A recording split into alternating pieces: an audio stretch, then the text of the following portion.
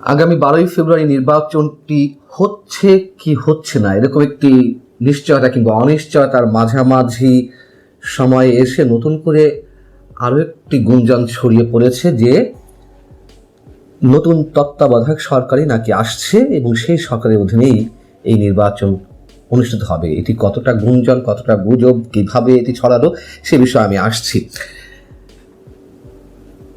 যদি 12ই ফেব্রুয়ারির নির্বাচনটি সত্যিই অনুষ্ঠিত হয়, নিঃসন্দেহে এটি ঐতিহাসিক নির্বাচন হবে। আমাদের নোবেল বিজয়ী অধ্যাপক প্রধান উপদেষ্টা ডক্টর মোহাম্মদ ইউনূসের ভাষ্য অনুযায়ী নিঃসন্দেহে এটি ঐতিহাসিক নির্বাচন। কেমন, কোন দিক থেকে? অন্যান্য বিভিন্ন অভিযোগের পরিপ্রেক্ষিতে আওয়ামী লীগের মতন একটি দলের রাজনৈতিক কার্যক্রম নিষিদ্ধ করার মাধ্যমে নির্বাচনী প্রক্রিয়া থেকে পুরো দলকে বাদ রেখে দেশের কোটি কোটি মানুষকে ভোটাধিকার থেকে বঞ্চিত করার মাধ্যমে এটি ঐতিহাসিক নির্বাচন। ভোটারদের এই নির্বাচনে আসতে বাধ্য করা বিভিন্ন ভয়ভীতির মাধ্যমে, না এলে তাদেরকে আওয়ামী লীগ হিসেবে চিহ্নিত করে পরবর্তীতে তুমুল শাস্তির মুখোমুখি করা হবে, এমন একটি আশঙ্কা অনেকের মাঝেই কাজ করছে এবং এই বিষয়টি তো আল জাজিরার প্রতিবেদনেই উঠে এসেছে। একই সঙ্গে একই দিনে জাতীয় নির্বাচন এবং গণভোট, এবং সেই গণভোটে আবার সরকারি কর্মকর্তাদেরকে জনগণের করের টাকা খরচের মাধ্যমে হ্যাঁ ভোটের পক্ষে প্রচারণায় বাধ্য করা। এই নির্বাচনের পরে এই সরকার আরো 6 মাস কন্টিনিউ করবে কিনা, তার মধ্যে দিয়ে আরো কি কি ডিজাইন আসে সেসব নিয়ে মানুষের মধ্যে তুমুল একটা শঙ্কা, অনেক ধরনের প্রশ্ন। একটা অনিরপেক্ষ অন্তর্বর্তী সরকার কিভাবে তুমুলভাবে নিরপেক্ষহীনভাবে নিরপেক্ষহীনতার সঙ্গে কাজ করা, এসবের দিক থেকে অবশ্যই এই নির্বাচনটি হবে একটি ঐতিহাসিক নির্বাচন। এবং একই সঙ্গে নির্বাচনের নির্ধারিত তারিখের 11 দিন আগে, মাত্র 11 দিন আগেও মানুষের মধ্যে শঙ্কা জাগে যে এই নির্বাচন হচ্ছে কি না, হলে কিভাবে হচ্ছে। এই যখন অবস্থা, নিঃসন্দেহে এটি ঐতিহাসিক নির্বাচন। এবার বলি যে এসবের মাঝে নতুন করে একটি গুঞ্জন ছড়িয়ে পড়েছে যে ইউনূস সরকার থাকছে না, তত্ত্বাবধায়ক সরকার আসছে, সেই সরকারের অধীনেই নির্বাচন অনুষ্ঠিত হবে। তত্ত্বাবধায়ক সরকার যদি সত্যিই আসে তাহলে সেই নির্বাচনটি কবে, কিভাবে হবে, সেসব বিষয় সামাজিক যোগাযোগ মাধ্যমে এর মধ্যে ছড়িয়ে পড়েছে। শোনা যাচ্ছে কেউ কেউ বলছেন যে এটি দেশের অথবা দেশের বাইরের কোনো বিশেষ গোয়েন্দা সংস্থার প্রতিবেদন। এটা তো সত্য কথা যে এমন আলোচনা তো দীর্ঘদিন ধরে আছেই যে আইন শৃঙ্খলা পরিস্থিতির চরম অবনতি হলে বা চরম অবনতি ঘটানোর মাধ্যমে নির্বাচন পিছিয়ে দেওয়ার একটা ষড়যন্ত্র থাকতে পারে, অথবা একেবারে শেষ মুহূর্তে জামাত নির্বাচন থেকে সরে দাঁড়াতে পারে বা নির্বাচন বয়কট করতে পারে যদি কিনা দেখে যে তারা কোনো ধরনের সুবিধা করতে পারছে না, ক্ষমতা আসছে না, ইলেকশন ইঞ্জিনিয়ারিং ঘটানো যাচ্ছে না। এরকম আলোচনা আছেই মানুষের মুখে মুখে। এখন শোনা যাচ্ছে যে শুধু জামাত নির্বাচন বয়কট করার বিষয়টি নয়, বিএনপিও নির্বাচন বয়কট করতে পারে। সামাজিক যোগাযোগ মাধ্যমে যে বিষয়গুলি ছড়িয়ে পড়েছে, বিশেষ করে গোয়েন্দা সংস্থার কথিত প্রতিবেদন হিসেবে ফেব্রুয়ারি 7-8 তারিখের দিকেই বিএনপি নির্বাচন বয়কট করতে পারে। ইউনূস সরকারের অধীনে কোনো ধরনের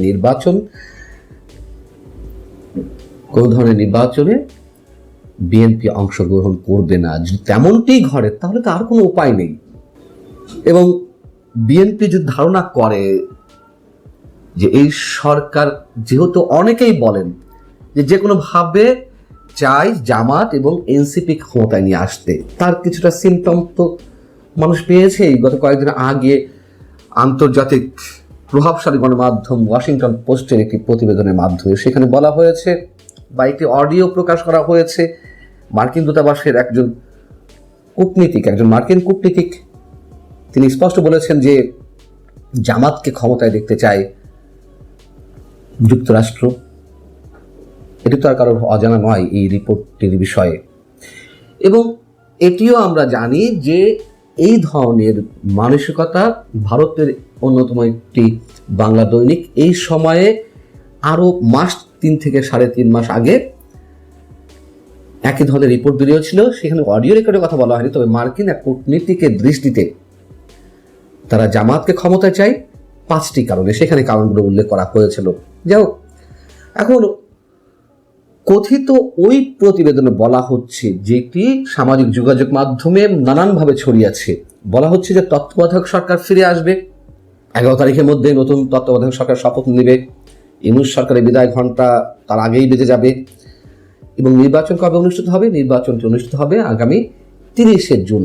সেই নির্বাচনে আওয়ামী লীগ অংশগ্রহণ করবে, এবং ভারতীয় সাংবাদিকরাও তো জানিয়েছেন যে এখনো আওয়ামী লীগকে অংশগ্রহণ বিষয়ে ভারত নানানভাবে কৌশল অবলম্বন করে যাচ্ছে। তাদের বক্তব্য হচ্ছে ভারতের এই ধরনের তৎপরতা বা যে কোনো দেশের তৎপরতা বা কূটনৈতিক তৎপরতা কোনোটি ওপেন চলে, কোনোটি গোপনে চলে, এটা তো সত্য কথা।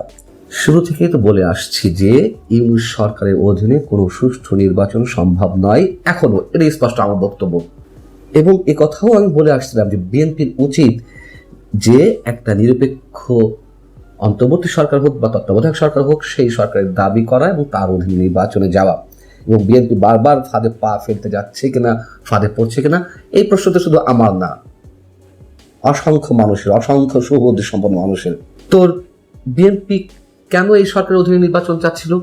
যে নতুন তত্ত্বাবধায়ক হবে, আবার কে আসবে না আসবে, মাঝখান থেকে কি হয়, সেটি ভাবতে গিয়ে যদি তার আম ছাড়া দুটিই যায়, তাহলে বিএনপি তখন আর কি করবে? যদি সত্যি সত্যি বুঝতে পারে যে নির্বাচনে কিছু ঘটতে যাচ্ছে। ওয়াশিংটন পোস্টের এই খবরটা তো একেবারে উড়িয়ে দেওয়ার মতো নয় যে ইলেকশন হলেও সেখানে ইঞ্জিনিয়ারিং ঘটবে কিনা। সর্বোচ্চ আদালতের রায়ের মাধ্যমে তত্ত্বাবধায়ক ব্যবস্থা তো অটোমেটিক্যালি সংবিধানে সংযোজিত হয়েছে, এখন এটি কবে থেকে কার্যকর হবে সেটি ছিল প্রশ্ন। কার প্রশ্ন ছিল? প্রধান বিচারপতির। তৎকালীন প্রধান বিচারপতি সৈয়দ রিফাত আহমেদ এর সংক্রান্ত রিটের শুনানির সময় বলেছিলেন যে তত্ত্বাবধায়ক সরকার যদি ফিরে আসে তবে কবে থেকে তা কার্যকর হবে, এই প্রশ্ন তিনি করেছিলেন। তত্ত্বাবধায়ক ফিরে আনার বিষয়ে যে রায়, সে রায়ে কিন্তু বলা হয়নি যে কবে থেকে হবে।